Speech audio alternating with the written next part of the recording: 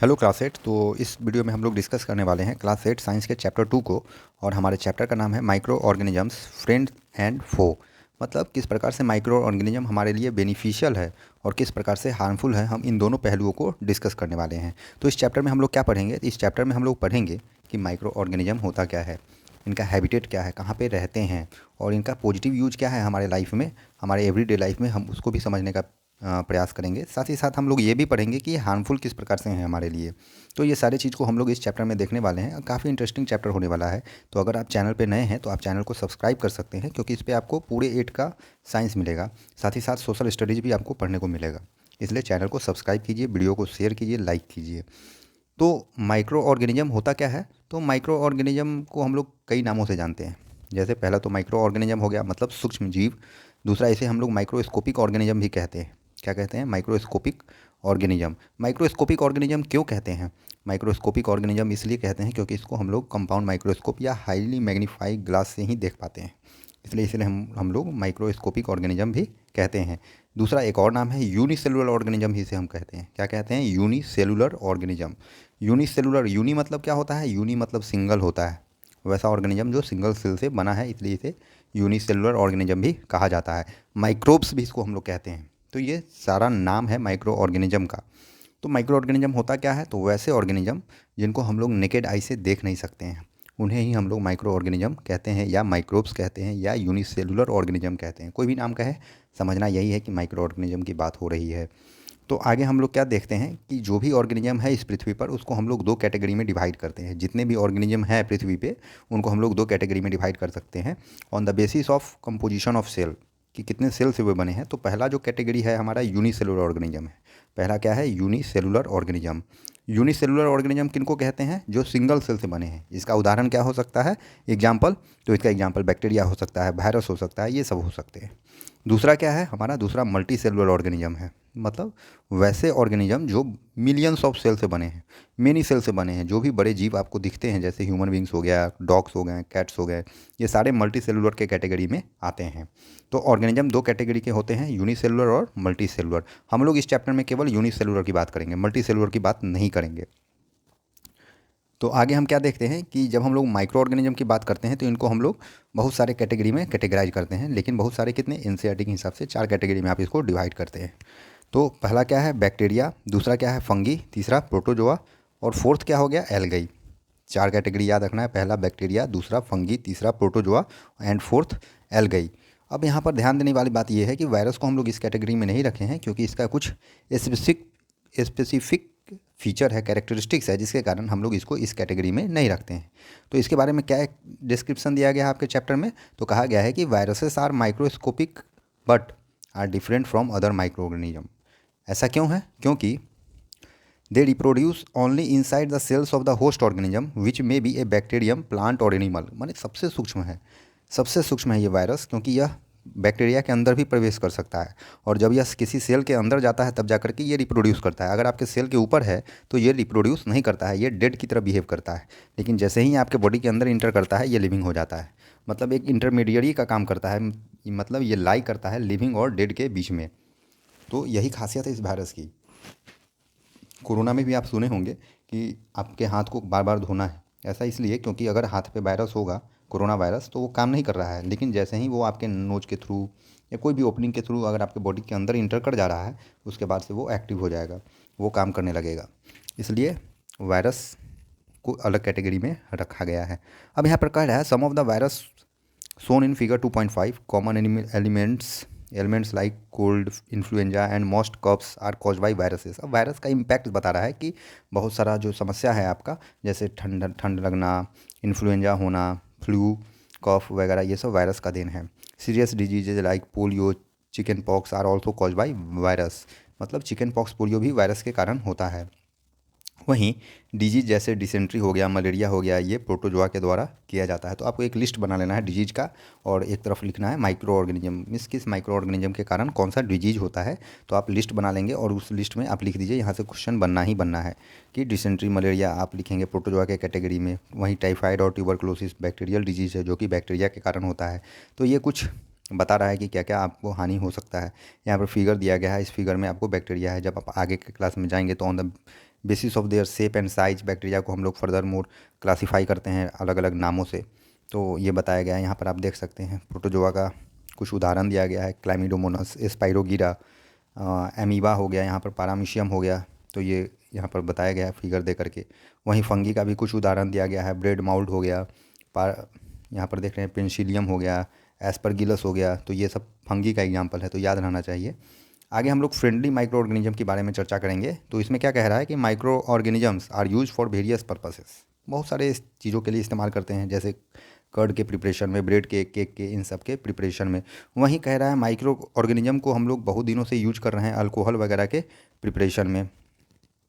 आगे हम लोग देखेंगे कि इन्वायरमेंट को क्लीन करने में भी micro organism important role play करता है। अब उदाहरण के लिए क्या बताया कि ऑर्गेनिक वेस्ट जो भी है, जैसे वेजिटेबल पील्स है, रिमेन्स ऑफ एनिमल है, फेसेस है, ये सब क्या होते हैं, हार्मलेस पार्टिकल्स में ब्रेक किए जाते हैं। किनके द्वारा? माइक्रो ऑर्गेनिज्म के द्वारा।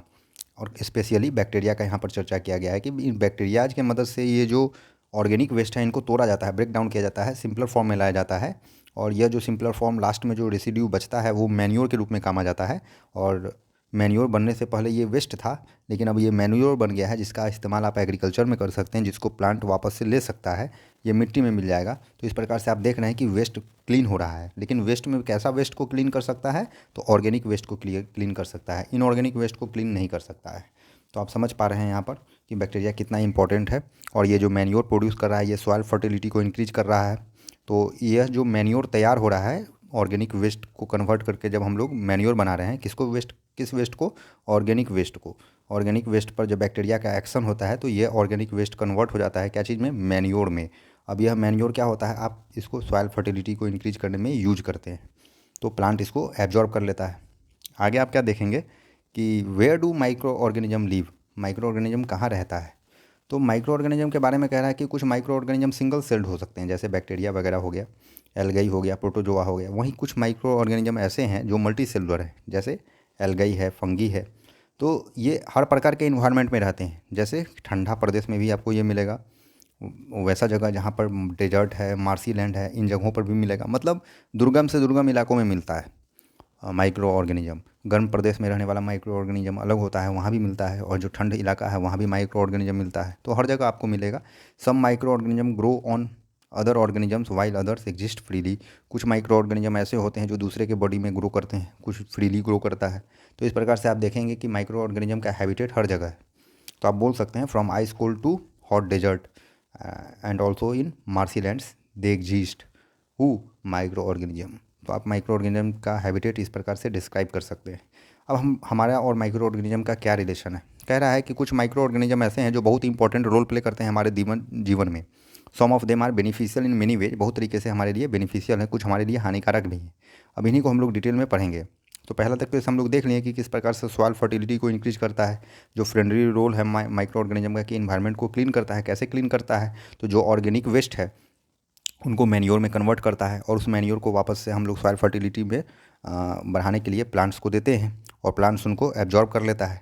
अब इसमें आप बैक्टीरिया का रोल देखे हैं। दूसरा इंपॉर्टेंट रोल आप देखेंगे कि किस प्रकार से कर्ड और ब्रेड बनता है। तो कर्ड में आप देखेंगे कि बहुत प्रकार के माइक्रो ऑर्गेनिज्म होते हैं। बैक्टीरियम में लैक्टोबैसिलस, बैक्टीरिया का एक टाइप है लैक्टोबैसिलस, ये काफ़ी इंपॉर्टेंट है, जो क्या करता है? प्रमोट करता है फॉर्मेशन ऑफ कर्ड को। मीन्स इसी के कारण दही जम पाता है। तो आपसे पूछेगा कि दही किस बैक्टीरिया के कारण जमता है, तो आप बोलेंगे लैक्टोबैसिलस के कारण। ये लैक्टोबैसिलस एक्चुअली में करता क्या है? तो ये मल्टीप्लाई करता है, मल्टीप्लाई होता है मिल्क में, मतलब ये रिप्रोड्यूस करना शुरू करता है। और जब ये मल्टीप्लाई होने लगता है तो मिल्क क्या होता है? कन्वर्ट हो जाता है कर्ड में। बैक्टीरिया का इस्तेमाल आप लोग चीज़ बनने में भी देखेंगे, पिकल्स में भी देखेंगे, पिकल्स दैट मीन्स अचार, और बहुत सारे फूड आइटम्स में बैक्टीरिया का इस्तेमाल किया जाता है। सम इम्पॉर्टेंट इंग्रेडिएंट्स क्या है? इडली और भटूराज इज कर्ड, माने इडली और भटूरा में कर्ड एक इंपॉर्टेंट इंग्रेडिएंट्स है। और कर्ड किस प्रकार से बनता है ये भी आप देख लिए हैं कि लैक्टोबैसिलस बैक्टीरिया जो है इसमें इंपॉर्टेंट रोल प्ले करता है। By reproducing multiplying their number they help in conversion of milk into curd.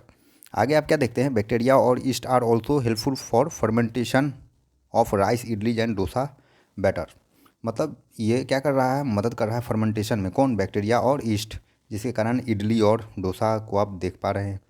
आगे हम लोग क्या देखते हैं?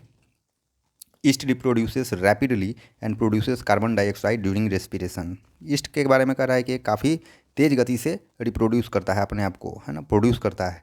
और इसके कारण क्या प्रोड्यूस कर रहा है? Carbon dioxide during respiration, respiration के दौरान, मीन्स रेस्पिरेशन के दौरान ईस्ट क्या करता है? कार्बन डाइऑक्साइड CO2 प्रोड्यूस करता है। अब यह जो CO2 है निकलेगा, तो ये निकलता है, इसके कारण क्या होता है? Bubbles of gas fill the dough and increases its volume. अब क्या होता है? जब यह CO2 रिलीज होता है तो क्या होता है? छिद्रनुमा स्ट्रक्चर बनता है, छिद्रनुमा स्ट्रक्चर बनेगा, और इसके कारण क्या होता है? वॉल्यूम इंक्रीज करता है।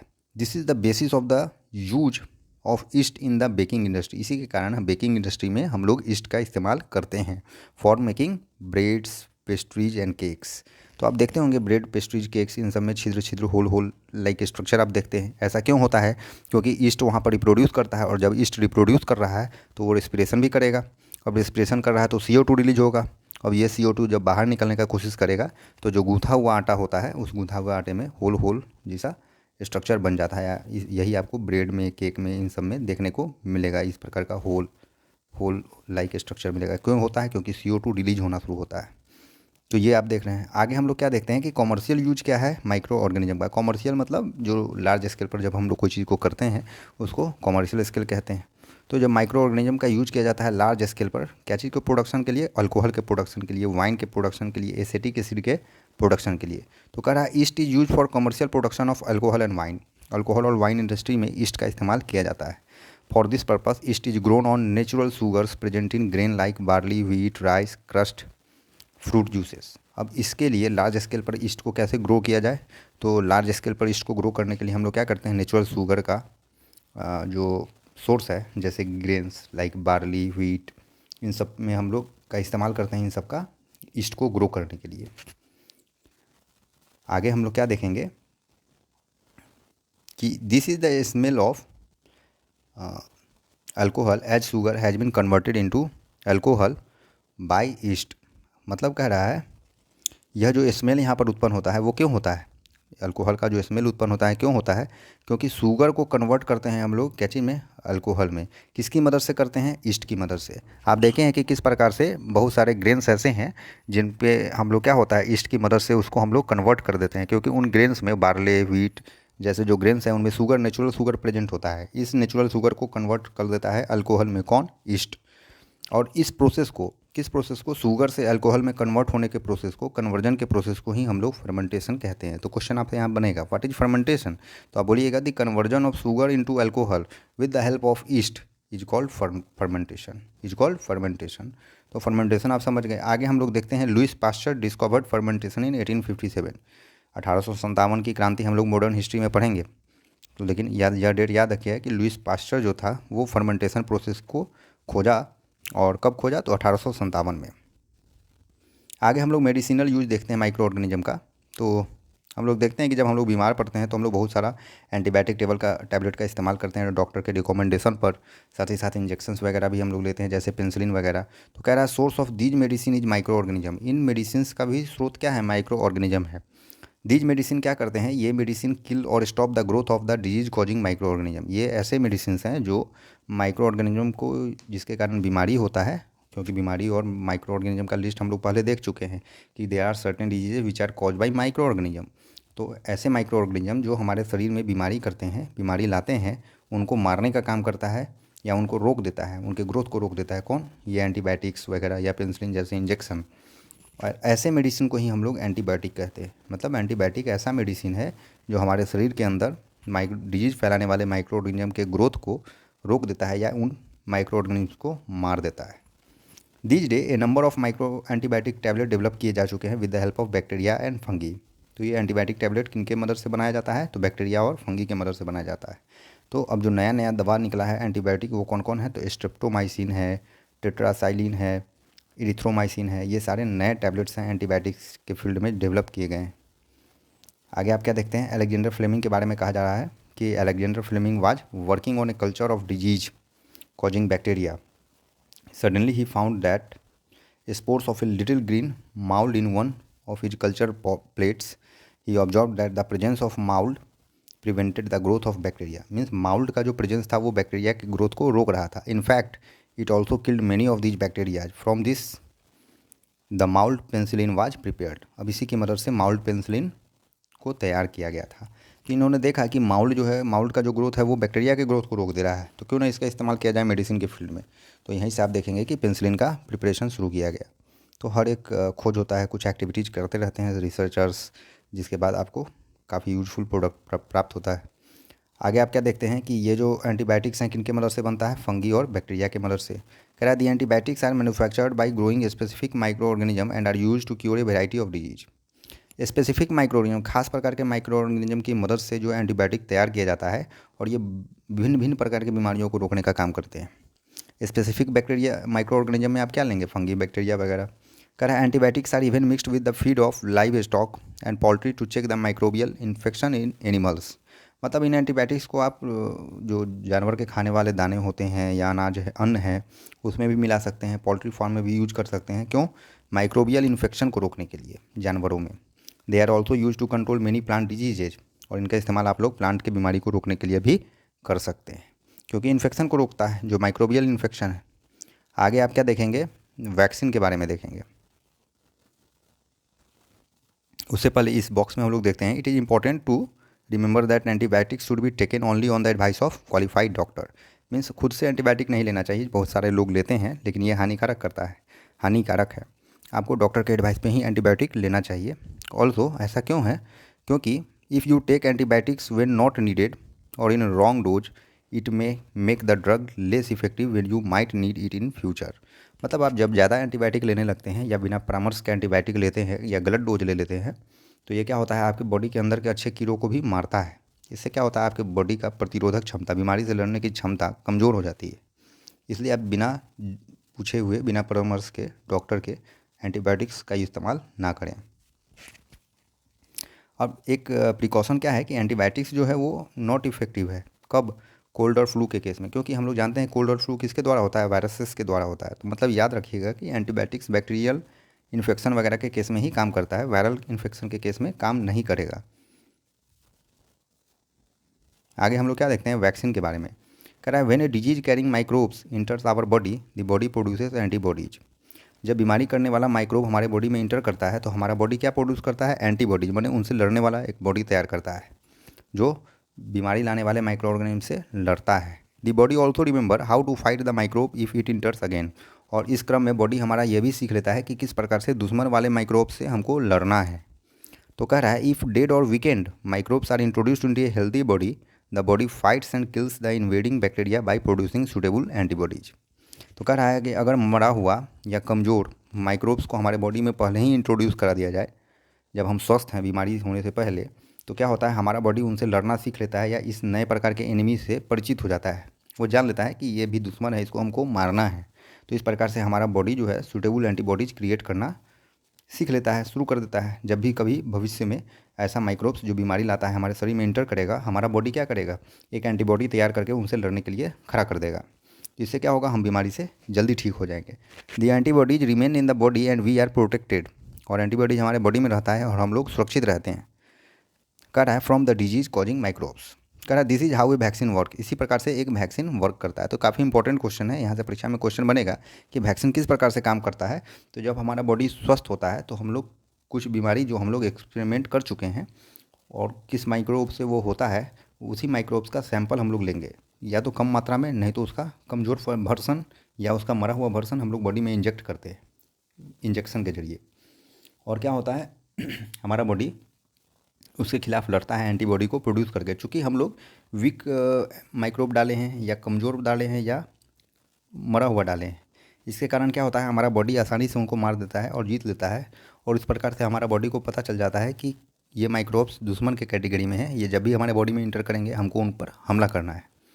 तो नेक्स्ट टाइम जब भी आप उस बीमारी से ग्रसित होते हैं तो हमारा बॉडी एंटीबॉडी प्रोड्यूस करना शुरू करता है और हम लोग उस बीमारी से ठीक हो जाते हैं।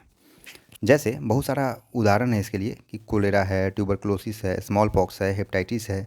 इसको हम लोग वैक्सीनेशन के जरिए ठीक कर सकते हैं, क्योंकि ये वैक्सीनेशन के जरिए हम लोग अपने बॉडी को पहले ही उस बीमारी के बारे में इंट्रोड्यूस कर चुके हैं कि ये भी बीमारी है, आपको इसको ठीक करना है, आपको इसके प्रति एंटीबॉडी क्रिएट करना है। तो कह रहा है एडवर्ड जेनर के बारे में यहाँ पर चर्चा है कि एडवर्ड जेनर जो हैं वो डिस्कवर किए थे वैक्सीन किसके लिए, स्मॉल पॉक्स के लिए। कब किए थे? 1798 में। कह रहा है आप अपने बचपन में देखे होंगे कि आपको बहुत सारे इंजेक्शन्स लगते हैं, या मम्मी से पूछेंगे तो आपको पता चलेगा। ये ऐसा क्यों होता है? क्योंकि बहुत सारे ऐसे बीमारी हैं जिनके लिए हमारे बॉडी में एंटीबॉडी तैयार हो सके, इसलिए पहले ही से ये वैक्सीनेशन हम लोगों को लगवा दिया जाता है, ताकि भविष्य में कभी अगर ऐसा होता है तो हमारा बॉडी एंटीबॉडी तैयार करे और उस बीमारी से शरीर को रिलीफ करे। आप देखेंगे कि बहुत सारे ऐसे प्रोग्राम्स गवर्नमेंट के द्वारा भी चलाए जाते हैं, जैसे पल्स पोलियो प्रोग्राम है कि पोलियो ड्रॉप्स दिए जाएँ बच्चों को। एक्चुअली ये वैक्सीन ही है। वर्ल्ड वाइड कैंपेन भी चला था स्मॉल पॉक्स के लिए करके, ताकि स्मॉल पॉक्स को इरेडिकेट किया जा सके, ख़त्म किया जा सके पूरी दुनिया से। तो इस प्रकार से बहुत सारे वैक्सीनेशन स्कीम्स चलते हैं गवर्नमेंट के द्वारा, ताकि बच्चों में एंटीबॉडी तैयार हो सके। आगे चलने पर ज़रूरी जब पड़ेगा बॉडी एंटीबॉडी तैयार कर लेगा। आगे हम लोग एक और रोल पढ़ते हैं इसका, इंपॉर्टेंट रोल, वो है इंक्रीजिंग सॉइल फर्टिलिटी। किस प्रकार से मिट्टी की उर्वरकता को बढ़ाता है? कह रहा है कुछ बैक्टीरिया ऐसे होते हैं जो नाइट्रोजन फिक्सेशन का काम करते हैं। नाइट्रोजन फिक्सेशन क्या है? तो जनरली हमारे एटमॉस्फेयर में नाइट्रोजन गैसियस फॉर्म में है, और प्लांट उन गैसियस फॉर्म में नाइट्रोजन को नहीं ले सकता है, इसलिए हम लोगों को नाइट्रोजन फिक्स करना पड़ता है। तो प्लांट के कुछ ऐसे प्लांट हैं जैसे लेगुमिनस प्लांट, उनके रूट्स में क्या होता है, बैक्टीरिया रहता है, जैसे राइजोबियम बैक्टीरिया। किस प्रकार का बैक्टीरिया? एक उदाहरण हम लोग लेंगे, राइजोबियम बैक्टीरिया। ये राइजोबियम बैक्टीरिया कहाँ होता है? Legumes plant. लेग्यूम्स प्लांट मतलब दलहन के पौधे। दलहन के पौधे मतलब दाल का पौधा जो होता है, उनके रूट्स में ये राइजोबियम बैक्टीरिया नाम का बैक्टीरिया रहता है। कुछ और भी बैक्टीरियाज हैं जो इन दलहन पौधों के जड़ों में रहते हैं। अब ये राइजोबियम बैक्टीरिया जैसा बैक्टीरिया क्या करता है? एटमॉस्फेरिक नाइट्रोजन को ले लेता है। किसको ले लेता है? एटमॉस्फेरिक नाइट्रोजन को, जो कि गैसियस स्टेट में होता है। उनको क्या करता है? एटमॉस्फेरिक नाइट्रोजन को, यह उनके फॉर्म को चेंज कर देता है। एटमॉस्फेरिक नाइट्रोजन के फॉर्म को चेंज करता है। किस फॉर्म में कन्वर्ट कर देता है? नाइट्रेट्स और नाइट्राइट्स के फॉर्म में चेंज कर देता है। नाइट्रेट्स और नाइट्राइट्स के फॉर्म में चेंज कर देता है। अब प्लांट इसको ईजिली ले पाता है। प्लांट्स इसको ईजिली नाइट्रेट्स या नाइट्राइट्स के फॉर्म में ले पाता है। ऐसा काम कौन करता है? बैक्टीरिया करता है, राइजोबियम बैक्टीरिया। अब these microbes are commonly called biological nitrogen fixers. ऐसे बैक्टीरिया को हम लोग बायोलॉजिकल नाइट्रोजन फिक्सर्स कहते हैं। किस बैक्टीरिया को? तो एग्जाम्पल एक याद रखिए, राइजोबियम बैक्टीरिया को। ये क्या करते हैं? एटमॉस्फेरिक नाइट्रोजन को नाइट्राइट्स या नाइट्रेट्स के फॉर्म में कन्वर्ट कर देते हैं। यहाँ पर दिया है नाइट्रोजन फिक्सिंग साइनोबैक्टीरिया, ये भी नाम आप याद रखिएगा। तो इस प्रकार से नाइट्रोजन फिक्सेशन में भी मदद करता है और सॉइल फर्टिलिटी भी बढ़ा रहा है। क्लीनिंग द इन्वायरमेंट, तो ये क्लीनिंग द इन्वायरमेंट वही है अगेन कि ऑर्गेनिक वेस्ट जो होता है उसको हम लोग क्या करते हैं, ये बैक्टीरियाज की मदद से उसको हम लोग मैन्योर में कन्वर्ट कर देते हैं, और उस मैन्योर को वापस से प्लांट एब्जॉर्ब कर लेता है। इससे प्लांट को भी न्यूट्रिएंट्स मिल गया, सॉइल का फर्टिलिटी भी इंक्रीज हो गया, और हमारा इन्वायरमेंट भी साफ़ हो गया। आगे आप क्या देखते हैं? You often see large amount of dead organic matter in the form of decaying plants, तो इसको क्लीन करता है, हम लोग पढ़ चुके हैं। तो डिकम्पोजर्स का भी काम करता है बैक्टीरिया। एक वर्ड ये याद रखिएगा कि डिकम्पोजर्स का भी काम करता है। This is because the micro organisms decompose dead organic waste of plant and animals and convert them into simple substances. तो इस प्रकार से आप देख सकते हैं कि इन्वायरमेंट क्लीनर का भी काम करता है माइक्रो ऑर्गेनिज्म। तो ये पॉजिटिव यूज़ था माइक्रो ऑर्गेनिज्म का। हम लोग हार्मफुल माइक्रो ऑर्गेनिज्म के बारे में पढ़ेंगे। तो बहुत सारे माइक्रो ऑर्गेनिज्म ऐसे हैं जो हमारे हमको हार्म करते हैं। जैसे सच डिजीज कॉजिंग माइक्रो ऑर्गेनिज्म को हम लोग क्या कहते हैं? पैथोजेंस कहते हैं। क्या कहते हैं? पैथोजेंस। मतलब बीमारी फैलाने वाले माइक्रो ऑर्गेनिज्म को हम लोग पैथोजेंस कहते हैं। ये फूड को भी ख़राब कर सकते हैं, क्लॉथिंग को, लेदर को, इन सब को ख़राब करते हैं। अब डिजीज कॉजिंग माइक्रो ऑर्गेनिज्म क्या क्या है ह्यूमन में? तो कह रहा है pathogens enters our body through air we breathe, water we drink, food we eat. मतलब इन तीनों जरिए से माइक्रो ऑर्गेनिज्म या पैथोजेंस हमारे बॉडी में इंटर करता है। पैथोजेंस क्या है? तो disease causing micro organism are called pathogen. Definition याद रहना चाहिए। They can also get transmitted by direct contact. Direct contact से भी ये पैथोजेंस फैलते हैं। जब आप किसी भी बीमार व्यक्ति के पास जाइएगा, उससे टच होइएगा, तो ये पैथोजेंस आपके बॉडी में भी इंटर हो जाएगा। कह रहा है microbial disease that can spread from an infected person to a healthy person through air, water, food और physical contacts are called communicable disease. तो दो प्रकार का बीमारी होता है। एक कम्युनिकेबल होता है जो फैलता है एक पर्सन से दूसरे पर्सन में। एक बीमार व्यक्ति से स्वस्थ व्यक्ति में जब बीमारी फैले तो उस प्रकार के बीमारी को हम लोग कम्युनिकेबल डिजीज कहते हैं। और दूसरा होता है डिफिशियंसी डिजीज, जो हम लोग पिछले क्लास में पढ़ चुके हैं। जो कुछ न्यूट्रिएंट्स के कमी के कारण होता है उन्हें हम लोग डेफिशिएंसी डिजीज कहते हैं। लेकिन यहाँ पर हम लोग कम्युनिकेबल डिजीज़ के बारे में पढ़ेंगे, क्योंकि हम लोग माइक्रो ऑर्गेनिज्म के एक्शन को देख रहे हैं। तो ये कम्युनिकेबल डिजीज़ कैसे फैलता है? तो चार तरीके से। या तो एयर से फैलेगा या वाटर से, फूड से, या डायरेक्ट कंटैक्ट। तो क्या क्या एग्जांपल है इसका, तो कोलेरा हो गया, कॉमन कोल्ड हो गया, चिकन पॉक्स हो गया, ट्यूबरकुलोसिस हो गया, ये सारे बीमारी फैलते हैं एक बीमार पर्सन से हेल्दी पर्सन में। आगे हम लोग क्या देखते हैं कि when a person suffering from common cold sneezes fine droplets moisture carrying thousands of viruses are spread in the air, the virus may enter the body of a healthy person while breathing and cause infection. कह रहा है कि जब एक बीमार व्यक्ति जब छींकता है, खांसता है, तो हज़ारों की संख्या में वायरस जो है स्प्रेड होता है अगल बगल के हवा में, और जब हम उसको लेते हैं तो जो हेल्दी पर्सन है वो भी बीमार पड़ जाता है। तो इस प्रकार से इन्फेक्शन फैल रहा है, बीमारी फैल रहा है। आगे आप क्या देखते हैं, आगे आप देखते हैं there are some insects and animals which acts as carrier. कुछ ऐसे कीड़े मकोड़े हैं या जानवर हैं जो कैरियर का काम करते हैं और डिजीज कॉजिंग माइक्रोब्स को फैलाते हैं। जैसे हाउस फ्लाई एक उदाहरण है जो कि कैरियर के रूप में काम करता है। Flies sit on the garbage, ये फ्लाई जो है गार्बेज पे बैठते हैं या एनिमल एक्सक्रीटा पे, और फिर अच्छे जगह पे बैठते हैं, वहाँ भी फैला देते हैं। पैथोजेंस क्या होते हैं, स्टिक कर जाते हैं इनके बॉडी में। When these flies sit on uncovered food they may transferred the pathogens. अब जब ये बिना ढके हुए भोजन पर या कहीं भी बैठते हैं तो पैथोजेंस इस प्रकार से फैलते हैं। अगेन पैथोजन क्या है, तो डिजीज कॉजिंग माइक्रोब्स, और इस प्रकार से जो भी स्वस्थ व्यक्ति उस भोजन को खाएगा या वहाँ पर बैठेगा उसमें भी ये पैथोजेंस चला जाएगा, वो भी बीमार हो जाएगा। इसलिए एडवाइस किया जाता है कि फूड को हमेशा कवर्ड रखें, avoid consuming uncovered food. Another example कह रहा है फीमेल एनोफिलस के बारे में, यहाँ से एग्जाम में आएगा आपको कि फीमेल एनोफिलस मॉस्किटो जो होता है वो कैरियर के रूप में काम करता है। कह रहा है ये कैरी किसको करता है, तो पैरासाइट ऑफ मलेरिया प्लाज्मोडियम इसको कैरी करता है। कौन कैरी करता है, anopheles, female anopheles mosquito carry करता है मलेरिया फैलाने वाला बीमारी। Female aedes mosquito acts as a carrier of dengue virus. अब डेंगू वायरस पूछेगा कि किसके द्वारा होता है, तो फीमेल एडिस मॉस्किटो के द्वारा होता है। तो ये यहाँ पर आप देख सकते हैं, ये दोनों इंपॉर्टेंट है, एमसीक्यू के लिए भी, फिल इन द ब्लैंक्स के फॉर्म में भी आ सकता है, क्वेश्चन आंसर में भी पूछ सकता है। तो इस प्रकार से आप देख सकते हैं किस प्रकार से कुछ इंसेक्ट्स वगैरह हैं जो कैरियर के रूप में काम करते हैं। कह रहा है all mosquitoes breed in water, जितने भी मॉस्किटोज हैं सब पानी में ब्रीड करते हैं, मीन्स रिप्रोड्यूस करते हैं। Hence one should not let water collect anywhere, इसलिए पानी को कहीं भी जमा होने नहीं देना चाहिए। हम लोगों को अपने इन्वायरमेंट को क्लीन रखना चाहिए। इस प्रकार से आप मॉस्किटोज के ब्रीडिंग को रोक सकते हैं। आगे हम लोग देख सकते हैं ये चार्ट है कि किस प्रकार से बीमारी फैलता है। यहाँ आप देख सकते हैं पहला में ह्यूमन डिजीज है, दूसरा में पॉजिटिव माइक्रो ऑर्गेनिज्म, मीन्स किस माइक्रो ऑर्गेनिज्म के कारण ये बीमारियाँ हो रही हैं। इनका ट्रांसमिशन किस प्रकार से होता है, हवा से होता है, पानी से होता है, कंटैक्ट से होता है, और इसको किस तरह से रोक सकते हैं। तो ये चार्ट आपको याद होना चाहिए। देख रहे हैं ट्यूबरकुलोसिस है, बैक्टीरिया से हो रहा है, हवा के द्वारा फैलता है। मिजल्स है, वायरस से होता है। Chicken pox virus, polio virus, cholera typhoid bacteria से हो रहा है। कैसे फैलता है, तो वाटर, फूड, इन सब के जरिए फैल सकता है। तो इस प्रकार से इस चार्ट को आपको याद कर लेना होगा। हेपेटाइटिस से है, वायरस से होता है, मलेरिया प्रोटोजोआ से होता है। तो आप देख सकते हैं ये चार्ट काफ़ी इंपॉर्टेंट है। आगे आप देख रहे हैं disease causing micro organism in animals, जानवरों में किस प्रकार से ये माइक्रो ऑर्गेनिज्म बीमारी फैलाते हैं। तो कह रहा है बहुत सारे ऐसे माइक्रो ऑर्गेनिज्म हैं जो केवल ह्यूमन और प्लांट में ही नहीं बीमारी फैलाते हैं बल्कि एनिमल्स में भी। अब उनके बारे में हम लोग देखेंगे। तो यहाँ पर आप देख रहे हैं कि सम कॉमन प्लांट डिजीज है जो माइक्रो ऑर्गेनिज्म के कारण होता है। तो प्लांट्स में दिया गया है यहाँ पे, इसको हम लोग बाद में देखेंगे, पहले यहाँ देख लेते हैं। रॉबर्ट कोच के बारे में कह रहा है कि ये डिस्कवर किया था बैक्टीरियम बैसिलस एंथ्रेसिस, जो एंथ्रेक्स बीमारी को फैलाता है। अब यहाँ पर देखिए दूसरे जानवरों में, for example anthrax is a dangerous human and cattle disease, human और कैटल दोनों में पाया जाता है। और ये किसके द्वारा किया जाता है, बैक्टीरियम के द्वारा।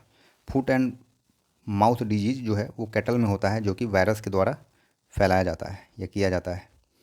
तो इस प्रकार से आप देख रहे हैं किस प्रकार से एनिमल में भी ये बीमारियां होती हैं।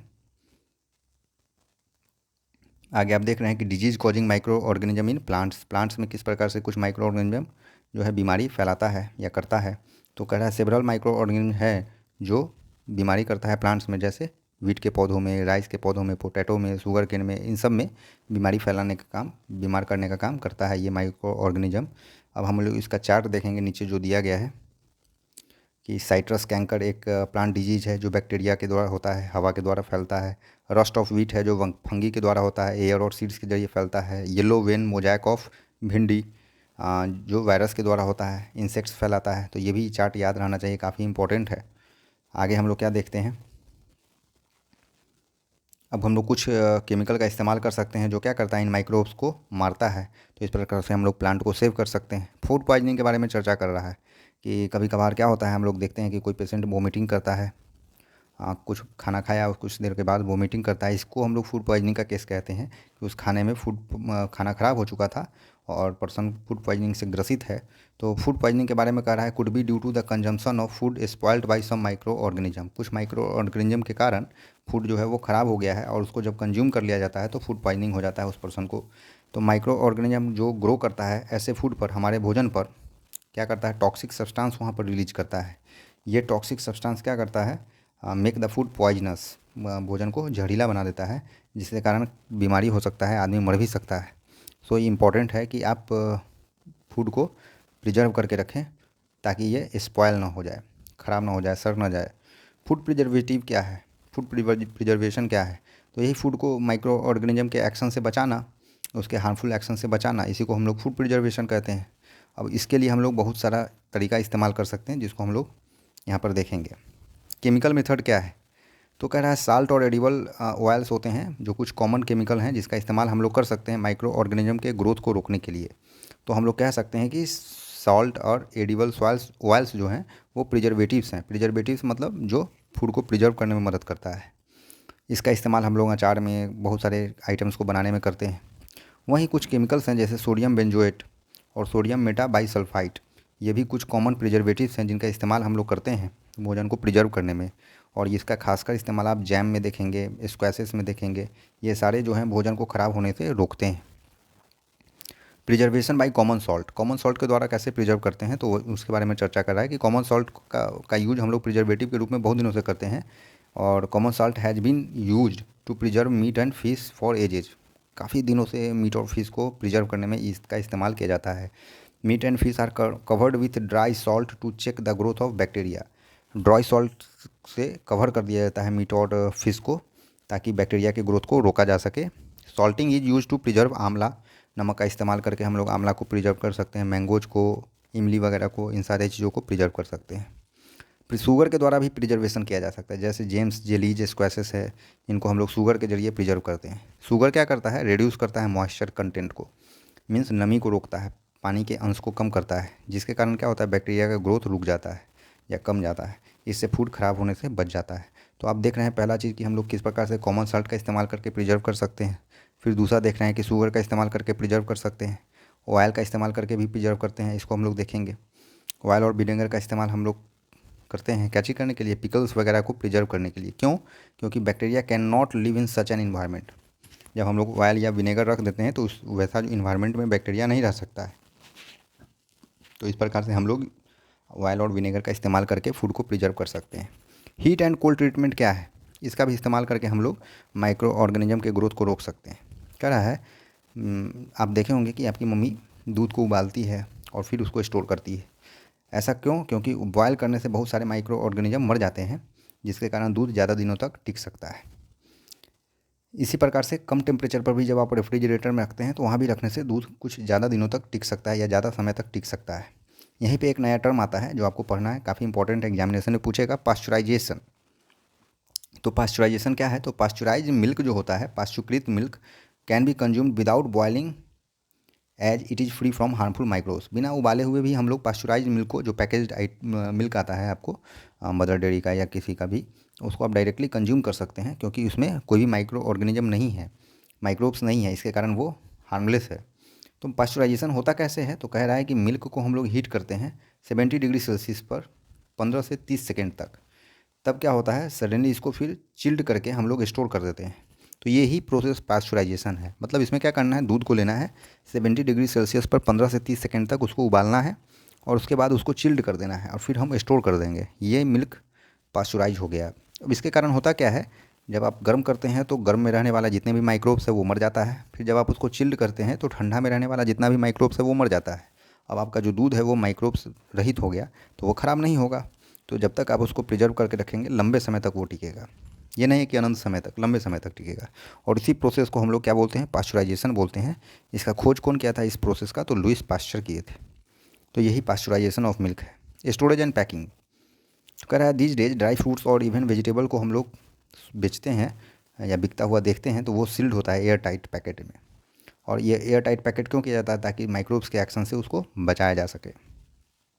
नाइट्रोजन फिक्सेशन हम लोग पहले ही पढ़ चुके हैं कि कुछ बैक्टीरियाज हैं जैसे राइजोबियम बैक्टीरिया, ये क्या होता है, नाइट्रोजन फिक्सेशन में इन्वॉल्व होते हैं। और ऐसे बैक्टीरिया लेग्यूमिनस प्लांट में पाए जाते हैं। लेग्यूमिनस प्लांट मतलब पल्सेस के पौधे, मीन्स दालों के पौधे, दलहन के पौधे, इनके जड़ों में ये बैक्टीरिया रहते हैं।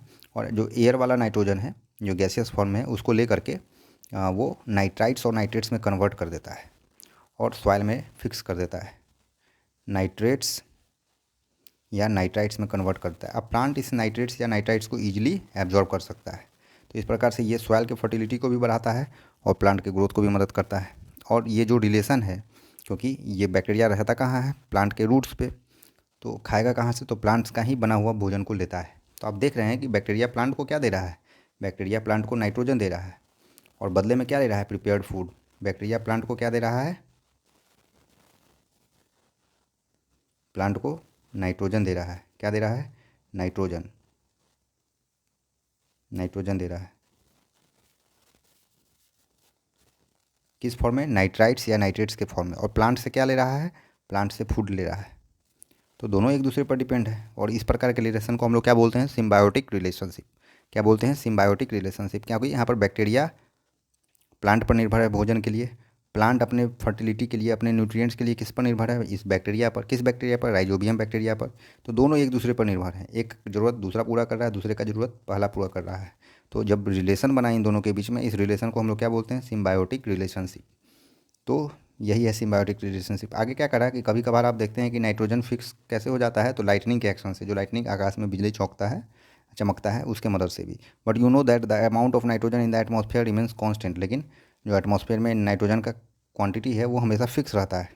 ऐसा कैसे होता है, तो प्रकृति कोई भी चीज़ साइकिल के फॉर्म में बनाती है। हम आपको आगे इसको देखेंगे। कह रहा है नाइट्रोजन जो है डायरेक्ट नहीं लिया जाता है, तो नाइट्रोजन फिक्सेशन करता है, इसको हम लोग समझ चुके हैं। तो यहाँ पर नाइट्रोजन साइकिल कह रहा है, नाइट्रोजन साइकिल क्या है कि आवर एटमॉस्फेयर में 78% नाइट्रोजन गैस के फॉर्म में है। नाइट्रोजन जो बहुत ही इंपॉर्टेंट है, एसेंशियल है, क्योंकि इससे बहुत सारे चीज़ बनते हैं। जैसे प्रोटीन्स में भी नाइट्रोजन पाए जाते हैं, क्लोरोफिल में भी, न्यूक्लिक एसिड में भी, विटामिन में, इन सब में नाइट्रोजन पाया जाता है। आगे क्या कह रहा है, the atmospheric nitrogen can not be taken directly by plants. अब जो हवा के फॉर्म में जो नाइट्रोजन है एटमॉस्फेयर में, वो प्लांट्स और एनिमल्स के द्वारा डायरेक्टली नहीं लिया जा सकता है। इसलिए नाइट्रोजन फिक्सेशन होता है, जो हम लोग पढ़ चुके हैं कि कुछ बैक्टीरिया हैं, राइजोबियम बैक्टीरिया, जो प्लांट के रूट में पाए जाते हैं और यही एटमॉस्फेरिक नाइट्रोजन को नाइट्राइट्स या नाइट्रेट्स के फॉर्म में कन्वर्ट करते हैं। उसके बाद प्लांट उसको ले लेता है। कह रहा है once nitrogen is converted into these usable compound, it can be utilise by plants from the soil through their root के जरिए इस्तेमाल कर लेते हैं। अब nitrogen in then used for the synthesis of plant protein and other compound. और plant ये nitrogen लेके क्या करता है, तो प्लांट प्रोटीन बनाता है, अदर कंपाउंड बनाता है, जो एनिमल्स के लिए इंपॉर्टेंट है। अब आप देखते हैं कि एनिमल कहाँ से खाता है, तो इन्हीं प्लांट से खाता है। तो इस प्रकार से आप देख रहे हैं नाइट्रोजन किस प्रकार से हवा से गया रूट में, सॉइल से प्लांट उसको एब्जॉर्ब किया, फिर प्लांट से एनिमल वापस उसको ले रहा है, साइकिल डेवलप हो रहा है, आप देख रहे हैं। अब ये प्रोटीन को क्या करता है, प्रोटीन को या नाइट्रोजन कंपाउंड को एनिमल लेता है। अब जब ये प्लांट या एनिमल मरते हैं, तो बैक्टीरिया और फंगी क्या होता है, जो सॉइल में मौजूद होता है, वो कन्वर्ट कर देता है इस नाइट्रोजीनियस वेस्ट को नाइट्रोजीनियस कंपाउंड में, जिसको प्लांट अगेन यूज करता है। तो इस प्रकार से एक साइकिल डेवलप हो रहा है, आप देख रहे हैं। सर्टेन अदर बैक्टीरिया कन्वर्ट करता है some part of them to nitrogen gas which goes back into the atmosphere. फिर कुछ बैक्टीरिया ऐसे होते हैं जो इन नाइट्रोजन को गैस में कन्वर्ट करता है और फिर एटमॉस्फेयर में वापस चला जाता है। इस प्रकार से नाइट्रोजन का क्वांटिटी मेंटेन रहता है। तो आप देख रहे हैं कि नाइट्रोजन का एक साइकिल बना हुआ है कि किस प्रकार से नाइट्रोजन फिक्सेशन होता है राइजोबियम बैक्टीरिया की मदद से। अब ये नाइट्रोजन जब सॉइल में आता है तो प्लांट उसको एब्जॉर्ब कर लेता है। प्लांट उस नाइट्रोजन का इस्तेमाल करता है प्रोटीन और अदर नाइट्रोजीनियस कंपाउंड बनाने में।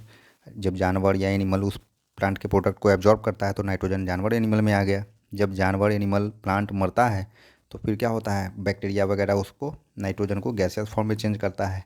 तो इस प्रकार से एक कंप्लीट नाइट्रोजन साइकिल डेवलप हुआ। और यह नाइट्रोजन साइकिल क्या करता है, नाइट्रोजन की क्वांटिटी को एटमॉस्फेयर में मेंटेन करता है, जो कि 78% है।